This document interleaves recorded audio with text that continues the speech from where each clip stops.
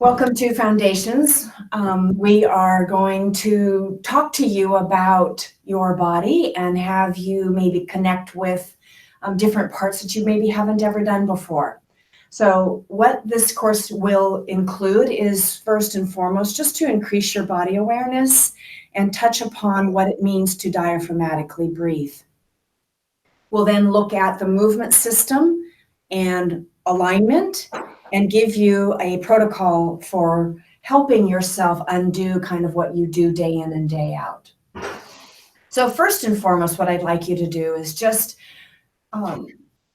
do a quick scan. You probably all know how you feel once you stop, what your common aches and pains are, but just see, are they present right now? What do you feel? Scanning your body entirely through the feet all the way up to the ends of the fingers, all the way up to the top of your head.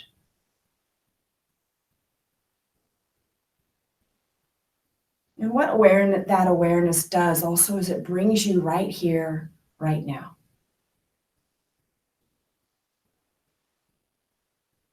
So I would imagine each of you have an area that you know is sometimes maybe chronically tight for you.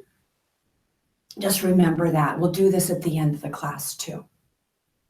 The next thing that we need you to be aware of is how you're breathing and you may have heard of the diaphragmatic breathing technique. We're going to touch upon that. It's also necessary to practice this. We're mostly using our upper body, our neck, and our upper shoulders to do this type of breathing. It's usually a stress response that we're all living in around us. And so what we want to do is use what our body, so our body really uses our diaphragm to breathe. And what that does, and I'll just show you, is at the bottom of the rib cage, you have a muscle called the diaphragm. And when you inhale, it flattens out at the bottom of the rib cage.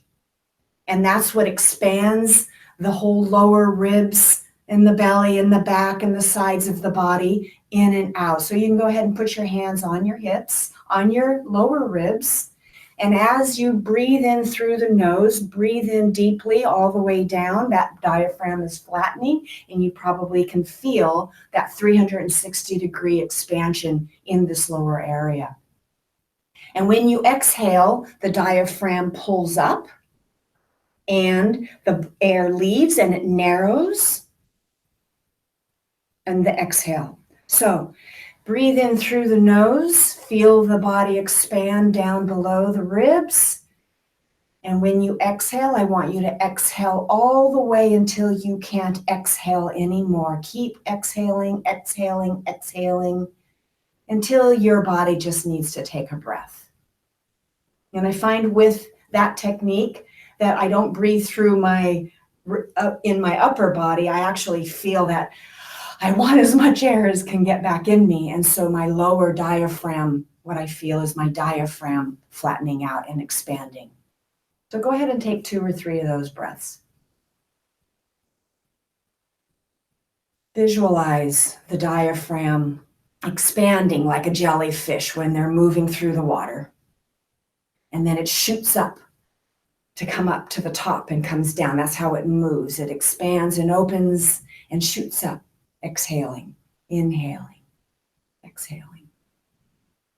So I'm going to constantly remind you to try to bring that breath down deeper into your body throughout this course. Again, my hope is that we will have a class that will more focus on this, because it's really a practice and a technique that needs to be learned, and would like for you to start incorporating that more in your life, everyday life, in everything that you do. So the next topic for us is the human movement system. So we have groups of muscles that move us, fascia, we have a nervous system, and we have our bones that move, our skeletal system. And in the muscle component, groups of muscles act upon a joint and move it. And how they do that is muscles contract and they pull together, and they also lengthen and separate.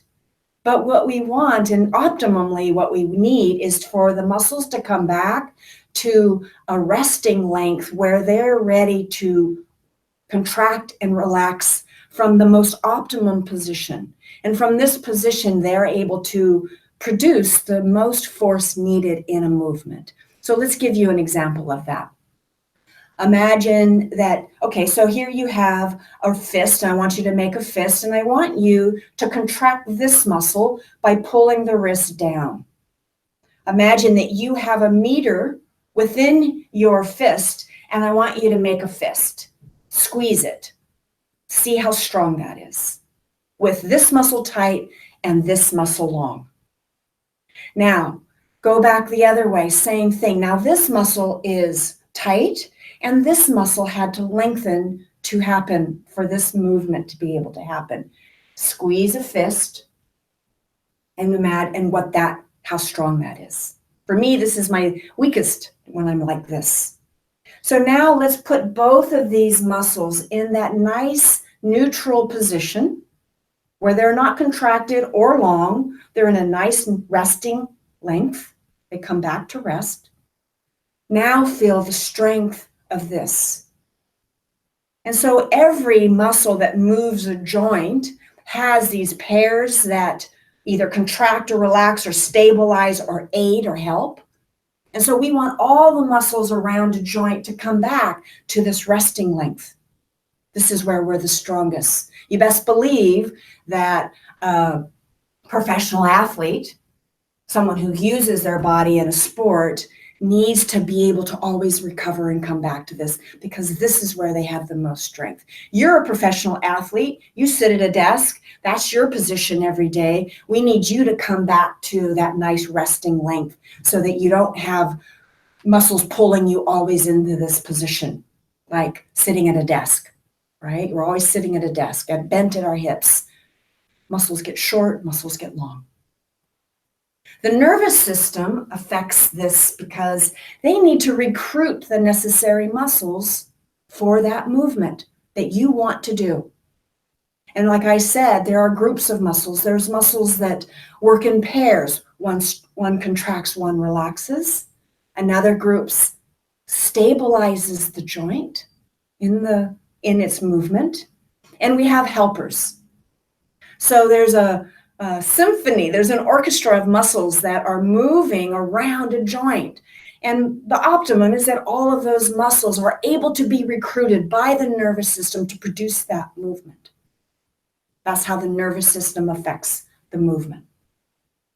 And of course, the skeleton and its joints, if you have muscles all in their optimum position, then whatever that joint that you're moving in is being able to go through its full range of motion without it being restricted or weakened by a posture imbalance because one muscle's too tight.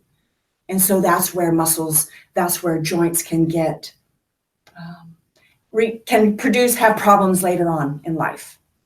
So we always want our muscle and fascia system to be balanced optimally, coming back to resting length. We want the ability for our nervous system to recruit all the muscles necessary for that movement, and we want the joint to be free in its range of motion.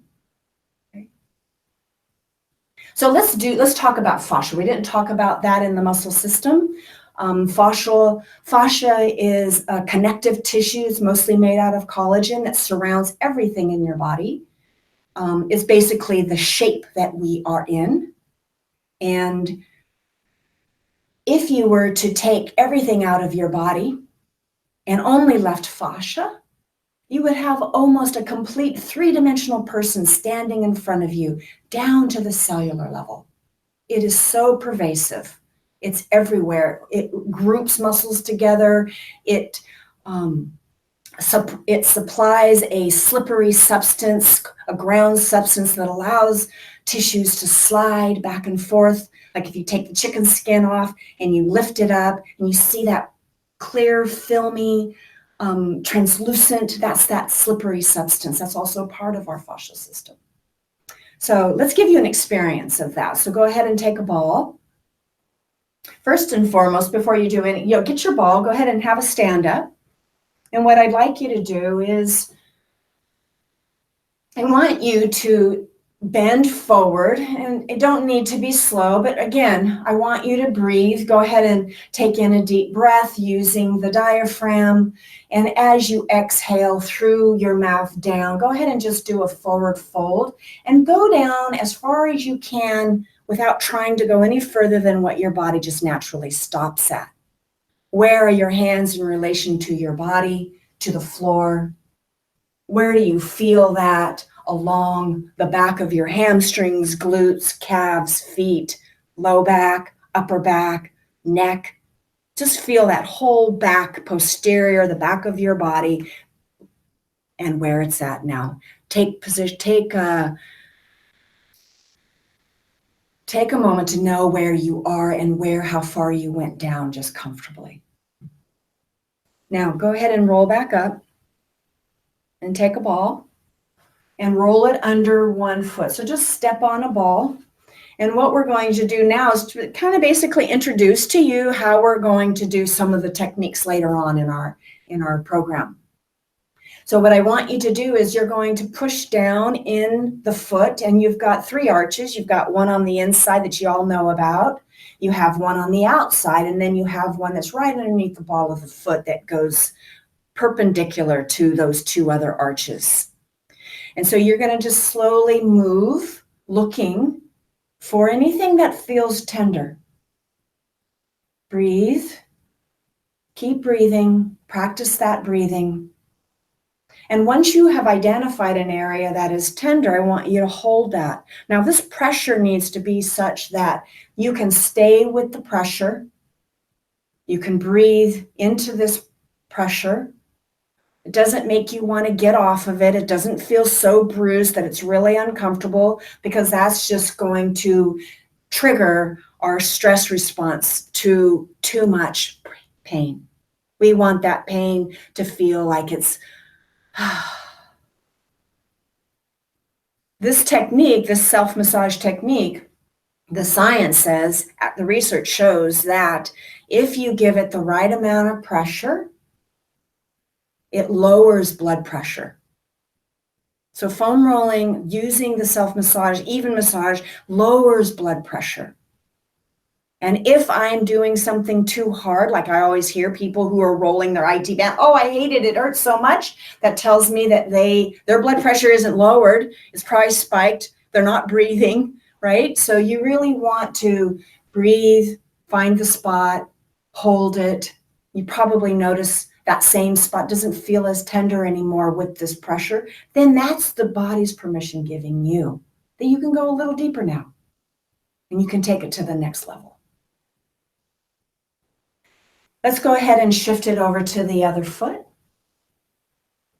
We're going to spend, maybe a minute and a half on each foot, looking for that spot. Be aware of what you feel on one side over the other. Maybe one foot feels different than the other. Take notice of that.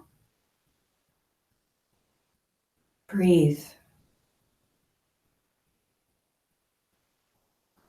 I always use the mantra of exhale means relax. And I see that word when I exhale.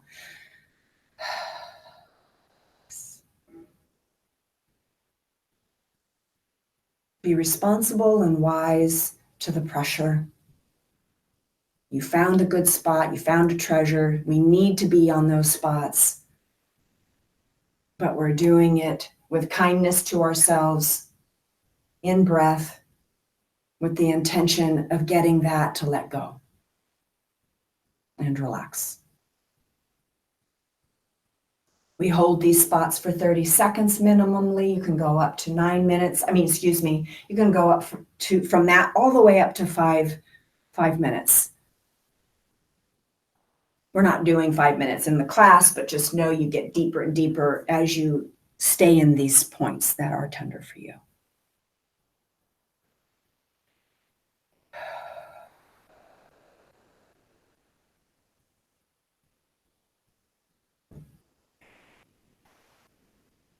Okay, so let's move on. Let's go to that forward fold again.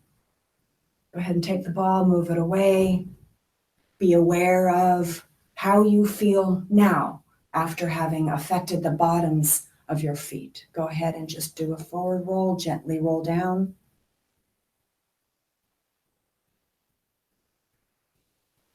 Notice if there's any change, a little change, maybe none. And then slowly roll back up.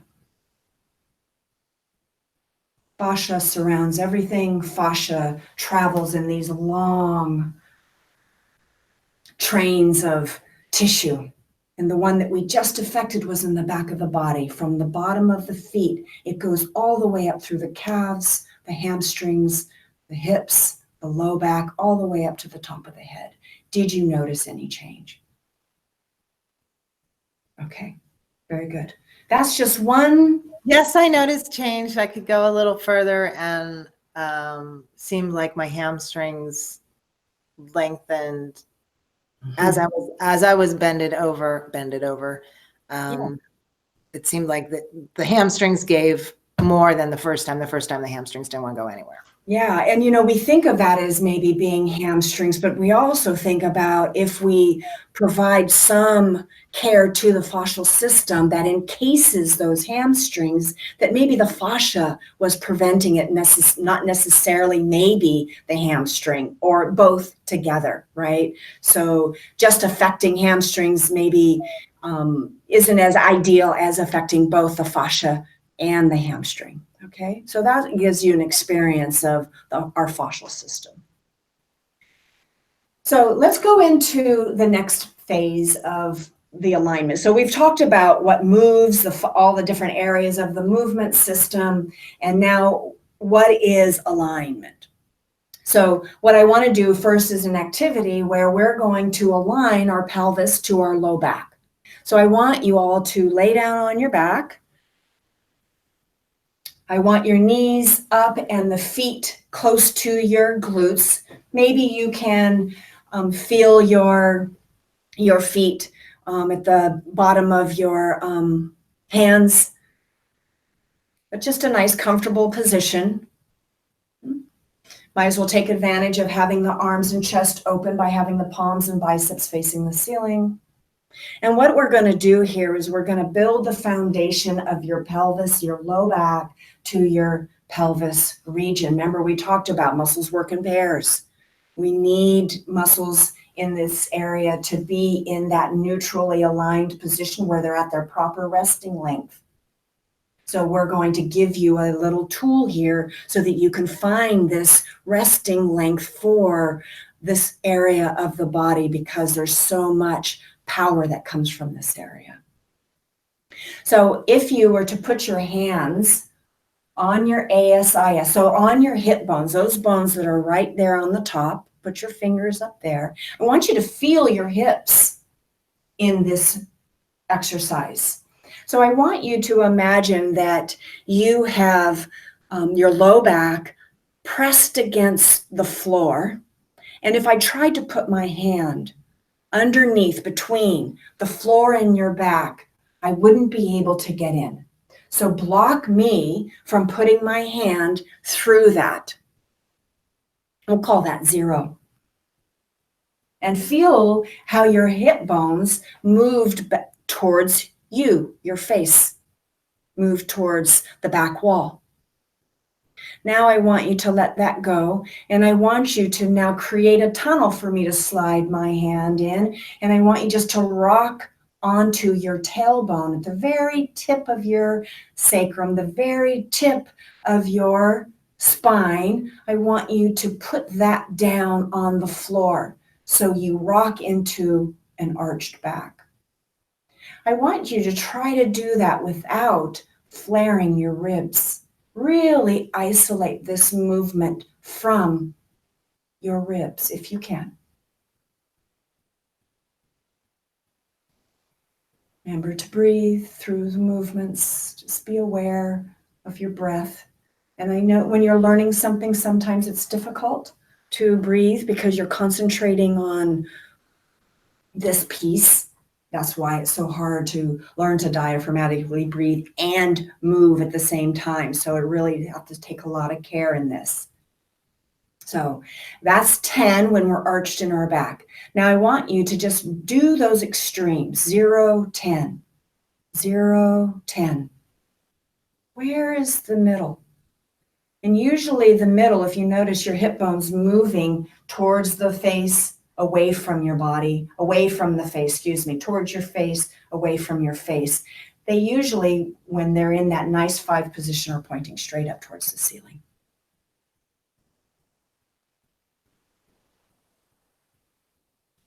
Yep. Gives you some biofeedback just to feel the hips moving and rocking. And then where's 5? What's your awareness of where that 5 could be? If I were to put my hand underneath you, I would feel a little bit of a gap between the floor right below your spine. Maybe a finger, depending on the size of your finger, the size of a large grape. There should be a little curve there. That is a neutral nap. That is that resting length position between over-contracted and not contracted, right in the middle. Now, take a deep breath, hold that position. This position, I always want to remind you throughout any of the movements that we're doing later on in the session is I'm always going to want you to find this position. I don't care what move we're doing. I want you to be, if I say find 5, that you know how to find it, which is you just exaggerate the 0 and the 10, whether you're standing, laying on your side, sitting, that you can find 5. How do I lock 5 in place? How I lock 5 in place is I draw the belly button down towards the spine. And I hold. And so from the belly button to the pubic bone, I want you to pull that area to the spine without changing number 5. Doesn't flatten your back and it doesn't make it arch. It just draws it in and holds statically. That's one of the core muscles. The other set of core muscles, there's 23 core muscles that make up this group is the pelvic floor, is the ability to draw up. Kegling is one way that we call it. For women, they know this. And for everyone else who doesn't know that, if you were going to the restroom and you needed to get off the toilet very quickly and you had to stop flow, that sphincter grouping of muscles is also part of the core musculature. This helps lock in number 5. So always in any of your movements, you want to be drawing in. Now takes time, just like the diaphragmatic breathing. This takes time and practice just with basic movement. You start getting into complex movements, that's too much of a gradient. You really need to learn how to do it just here, laying down on your back. Now couple holding that in, drawing the belly button in. Now remember the diaphragmatic breath. Hold that in. And sometimes if you can't, hold the belly button down. If that's just too close to it, draw up through the kegling as if you're going to stop flow. And now breathe. That 360 degree, that diaphragm flattening the whole lower body below the ribs, expands out like a barrel. And then exhale, not moving from 5. It's like patting your head and rubbing your stomach. I know, but it takes time and practice. And that's what we're here for in these classes, is to give you that. Okay, so let's talk about, go ahead and have us stand up. And what we're going to do now is talk about what is aligned posture, and how we look at it is, as therapists, is we look at it of where is these 5 kinetic chain points. And those 5 kinetic chain points are your feet, your knees, your hips, your shoulders, and head. Remember we talked about muscles work in pairs. Muscles need to optimally move back into that nice resting position. If that happens in your body, then you have really nice alignment. Your ear, head is over your shoulder. If I took a straight line and dropped it down, I would see ear over shoulder. I'd see shoulders over hip, hip over knees, knees over feet. So go ahead and take a look around, and everyone's standing in that position. Come next to somebody and look at them, and just remember, ear over shoulder, shoulder over hip. What do you see around you? Most people have some imbalance. Remember, those muscles aren't in that nice resting length. One side's tight, another side is lengthened. Okay. So what we want in your movement that's coming later is to be able to line this up. We don't want you doing movement in these postures where head is forward or the shoulders are drooped. So we're going to be coming around and making sure that you're lined up.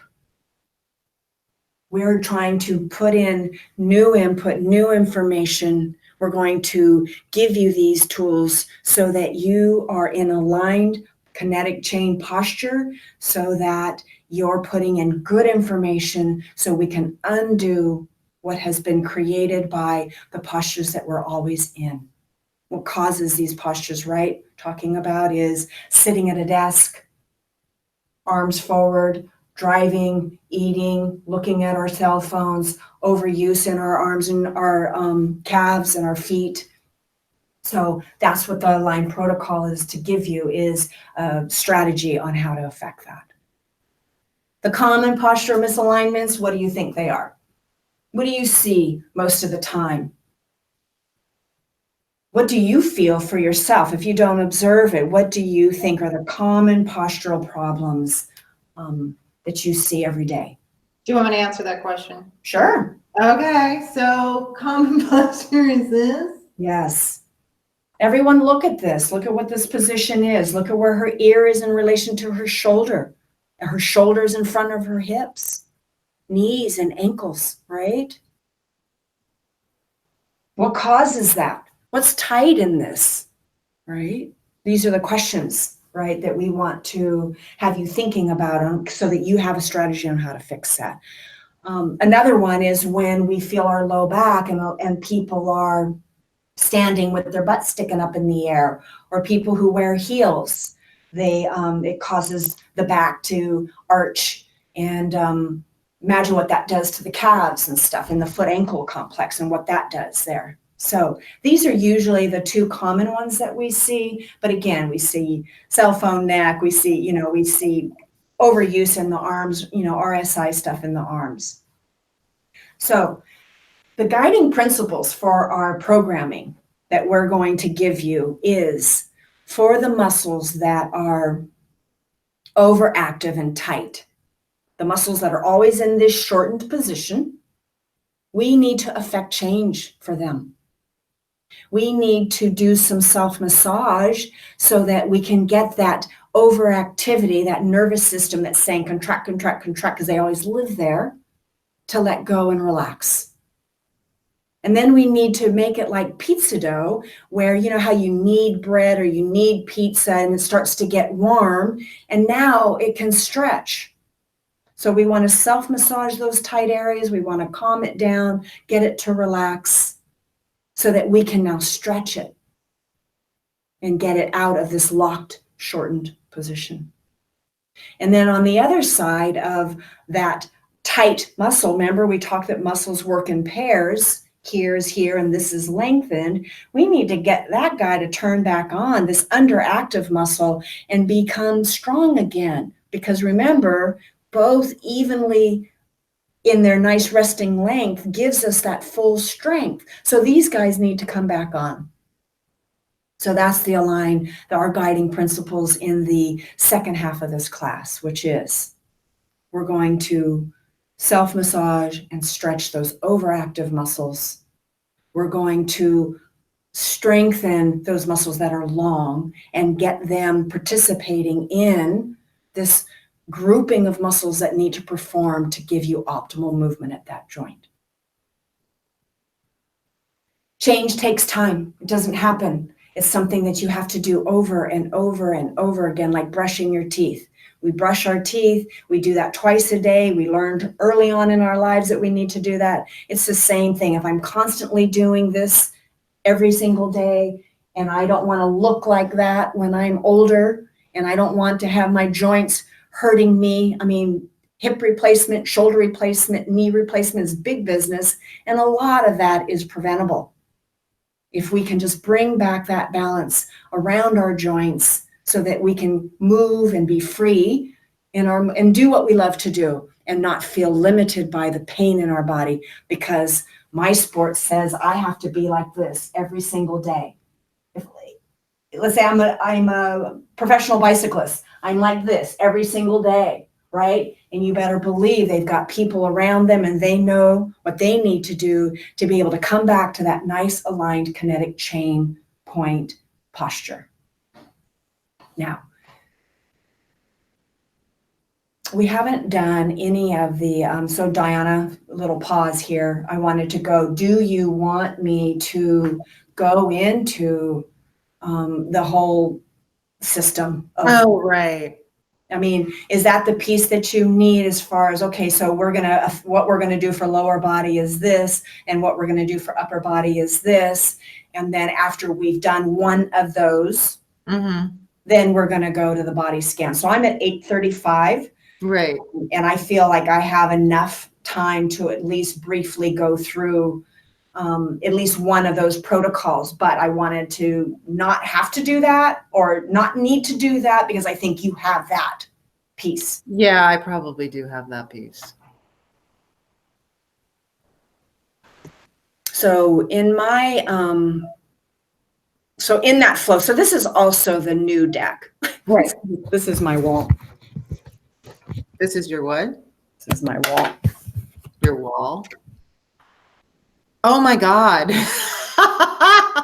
Good job.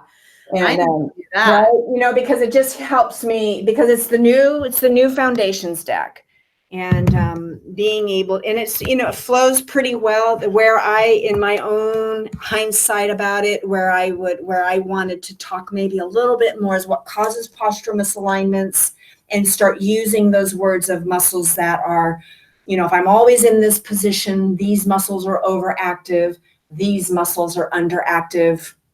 If I'm always sitting, these muscles are overactive based on the position that I'm always putting my body in. I would have liked to have done that a little cleaner. But so how would you do that part? I think, so here's the kinetic, this is nice little optimum position, right? So what causes postural misalignments? And maybe that could be some interaction. People say, sitting all day, looking at your phone, absolutely. And if I'm in this position, can anyone guess what muscles are tight in this position? Right.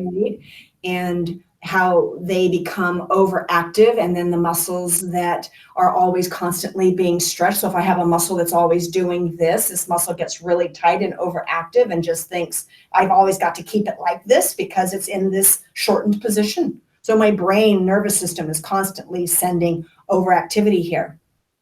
And this muscle back here that's lengthened, is eventually, it's like I don't have to fire. So I can just turn off the little nerve receptors that do movement, to turn those off. I don't need those all wired up. Because, Diana, when you're doing training, you're doing neural recruitment.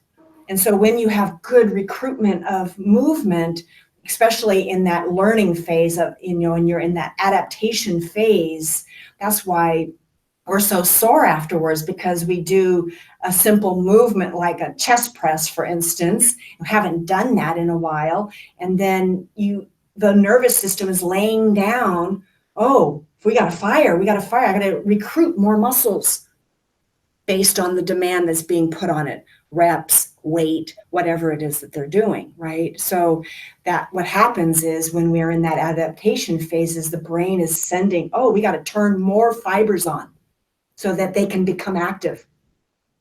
That's what happens physiologically. So I wouldn't say all that. I'm just saying that to you. Okay. I wouldn't say that. I would just talk about, if I'm like this, what could be that short overactive muscle. And I think when I'm doing this, I would say, this is a short overactive muscle because it's always in this position. And say that underactive because I want to keep saying things that I've said before. Remember, muscles work in pairs, right? Anyways, there it is. What do you think?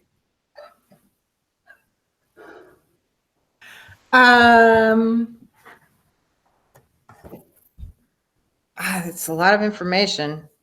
So where are you in that flow? Where in the flow you're going along, and then where do you not spend enough time, maybe spend too much time that keeps you from, because I feel, I would like, I think we got started a little late. If I'm starting right at 8, I think I could have finished that at 8:30. And then that gives me a half an hour to complete the refinement portion of it. So I think the purpose of one is knowing the flow and how do I get through all of that in a timely fashion where I'm not rushing, that I'm not giving too much information, not enough information. Am I giving what's essential?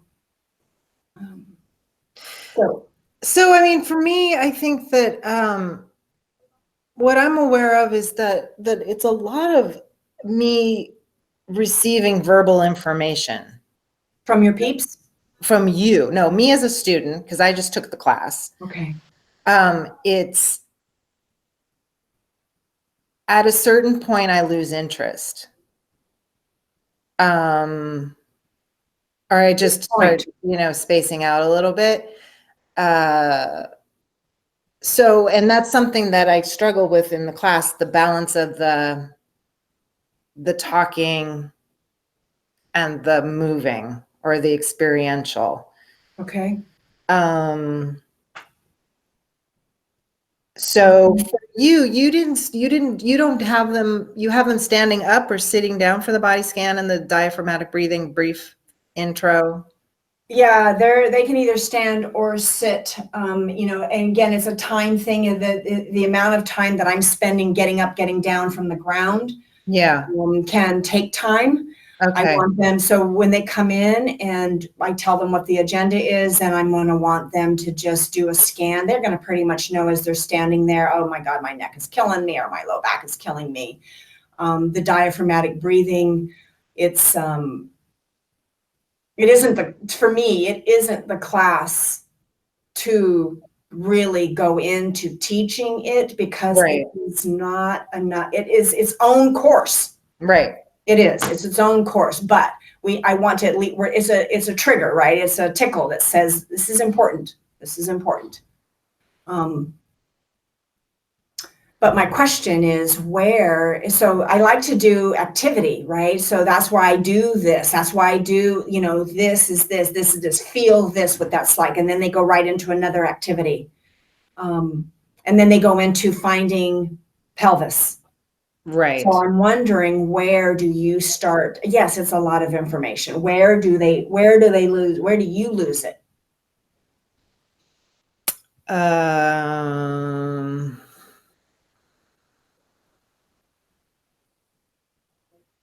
I would have to look at the deck, and I don't have that pulled up. Okay.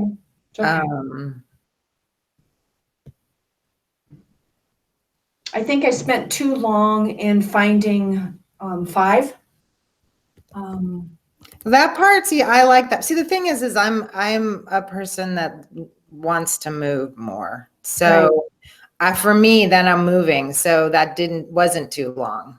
So maybe I think what I could have done is, instead of having you, I think the piece around having you stand up after you have found neutral pelvis, I mean, you could move them into, let's try it standing. So from laying down to standing, and then doing that, and then how that sets you up for that aligned kinetic chain point. And that's why I said, turn around and look at the people around you, and using that as an example. And then there's nothing around what causes postural misalignments. There's no activity there. The only would be is what are the common postural misalignments? What does that feel like? And have them do that. So that's what we try to do, is get more activity in it and less sitting there just listening.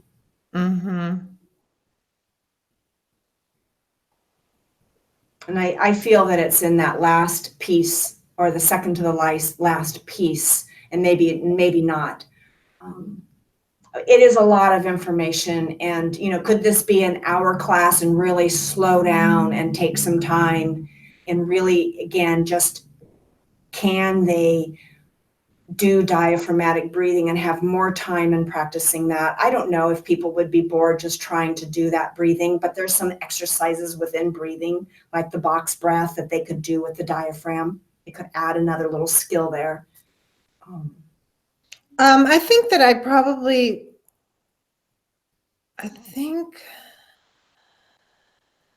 probably spaced out on the human movement system. Although I really like the hands. So I would probably have them do that too, because that helps, bring your hands in front of you. Yes. And this is, over contracted. This is lengthened. This is the middle part, like I really like that as like a visual, like, because I could see it. And then for me as an instructor to be able to do that, for me, that's something I don't do that really helped. Yes, the other, go ahead. I think so. I'm doing some tutoring and around comprehension, and one of the first things that my tutor said to me around comprehension in reading is you need to know the definition of every word. Oh. And so what that tells me is that there's something in the human movement system in my explanation that is a word that maybe you didn't know. And I lost you, because that is what happens. And for every misunderstood word, if you start to fall asleep and you start to lose people, that's why we need it in layman's terms. We need to be able to give everything.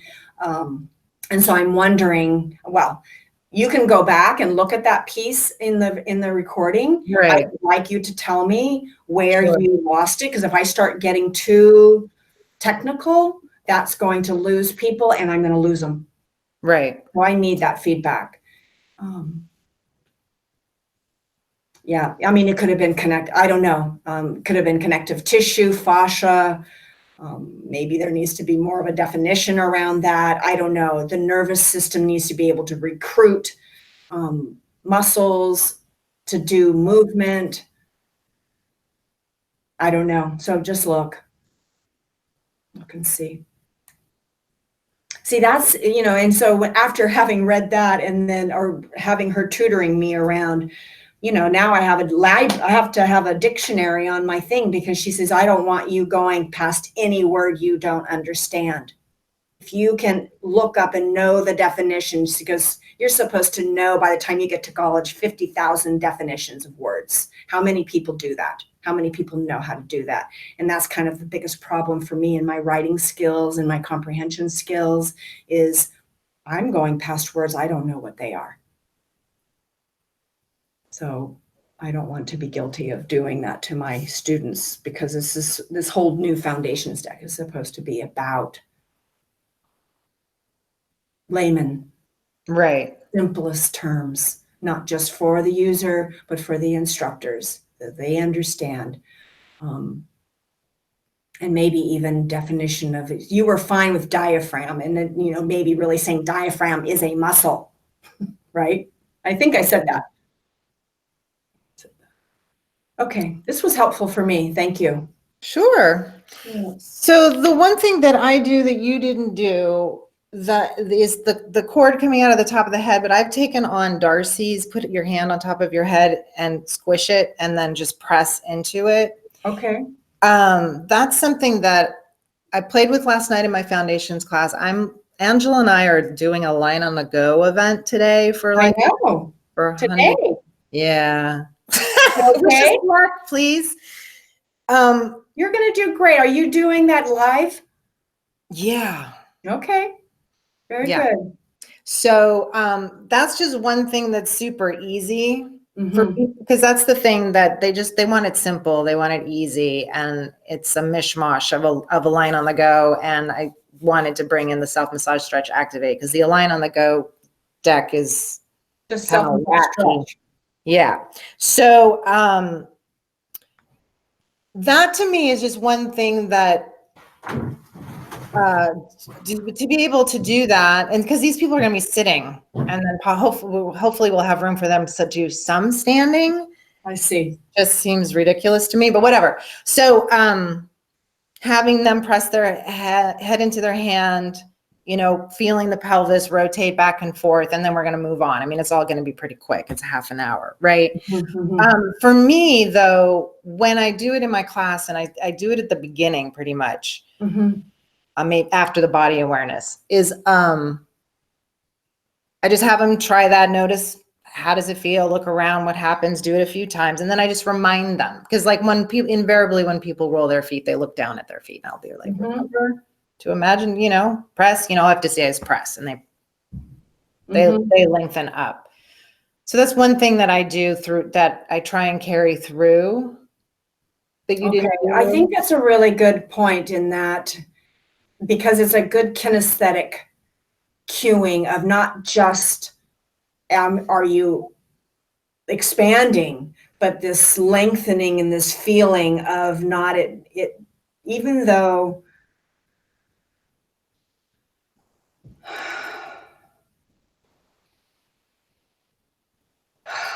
my question is, can I be in a poor form and do that? And I can, maybe not as optimally. Can I use my diaphragm if I'm bent over?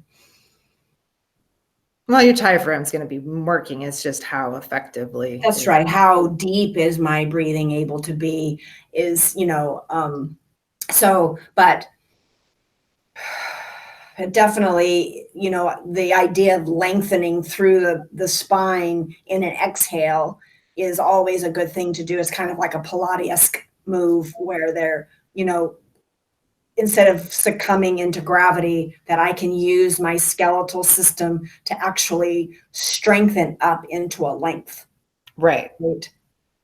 I mean, instead of leaning into a hip, I can actually pull my hip and try to get my hip bones out of my leg bones. And that's a muscular event, right?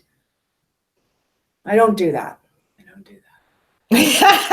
But what I realized this morning as I was going through this deck, and is like, okay, it's a sticking point for the breathing, for alignment for me. And I'm like, it's just it's a complex time. It's a complex, breathing. It's complex and needs its own. That's what I came is like, it just needs we need to just be trained in diaphragmatic breathing. And I really think that is a big, that's a class. That is its own entity with this. But it is a class. It could be a repetitive class. I do believe that. Yeah, I agree. I do believe it. All right. I got to take down all these things for my client. Oh, right. So, but the only other thing I want to say before I forget is yes. that I talk a little bit more about body awareness, and body awareness being important as far as if you're not aware of being in these postures, then you're not going to be able to change it. Or if you're not aware of what's happening when you're on your foam roller, and you're not, if you're in the kinetic chain points or whatever, you're not going to be able to fix that. So I talk a little bit more about the body scan. For me is a body awareness increasing technique. And again, those two things, yes, the body scan, so that we, and at the end being able to do that. But yes, being able to be proprioceptively aware of their position in time and space, wherever they're going, whatever they're doing, that needs to constantly be reiterating, is increasing that awareness of themselves, whatever they're doing. And hopefully they have at least a base point or a baseline of where to compare it to. Right. right? So you feed that in your class more. Being aware of as you're doing the alignment piece, as you're doing the refinement piece, or through the foundations 30-minute piece. My foundations classes, I never have 30 minutes to do those techniques. The refinement. Yeah, I didn't, it's not, I don't know if it's ever, maybe it's happened once. Maybe. Where you go through an entire routine of refinement, or you're saying, oh, maybe you'll do self-massage. Yeah, maybe we'll do some self-massage and stretch. Oh, I want you to give them the activation, girlfriend. Yeah, I know. This is why we're doing this right now, is I'm trying, because you packed in a lot of information, and I'm just aware, and that's why I wanted to record it. Thank you. I know it was uncomfortable for you, but there was no way I'm going to remember all of that ever. So just this whole thing is so helpful as far as like to feel it, like to really feel it. And then you kept bringing it back, and we don't have to get down and lift our leg and do all that crap. So for me, that is like one of this part, and then this part. The time saver. As an instructor, and then I just need to watch you take notes, and then I need to practice. It's That's just right. It's just one of those things that, and tying those three together, really, you know, muscle fascia and you know where we're the strongest, but really. Yes. Really talking about also is you want your brain to be able to recruit all the necessary muscles so that your joint doesn't actually eventually get worn down on one side because you don't have full recruitment. Recruitment might be a word I need to look up. Right. So okay, good. Because I mean, I don't think I think I know it means like gathering, bringing, helping. I would want to look it up. What does recruitment mean? So that might be a word where I kind of lost it. It might have been the nervous system. I might have lost it on the nervous system and recruitment and the brain and all of that piece. I might have went a little like. So that's something to enlist. To enlist. To hire or enroll or seek to hire, to renew or restore. Which is interesting. Yeah.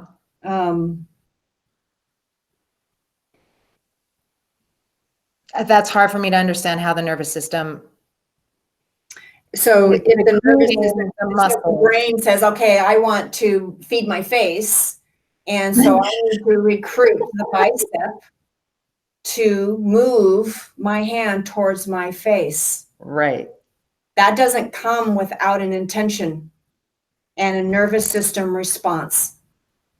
So I have to recruit the necessary muscles. And if my body has been trained properly and I'm at that resting, everything is in their proper position and in their optimal position, then that happens without hurting myself. Because all of the muscles that need to do that action for me are engaged. They're enlisting everything that is a part of that movement. I mean, look at the complex movement. That's just one movement, right? Look at something like that. Look at something like that. Everything. It's amazing how fast and how much has to happen like that. It's amazing. It gives me goosebumps. It's so amazing that it can, you know, then you go in and you see a dancer and they're doing these things and you're like, it's just amazing to me what our bodies can do and how fast that acts without consciously thinking about it, right? Yeah. So that was helpful. Thank you. I think enlist is probably a better word for me to use. I'll play with that. Okay. Yeah. All right, girlfriend. Okay. Thanks, Patti. Bye.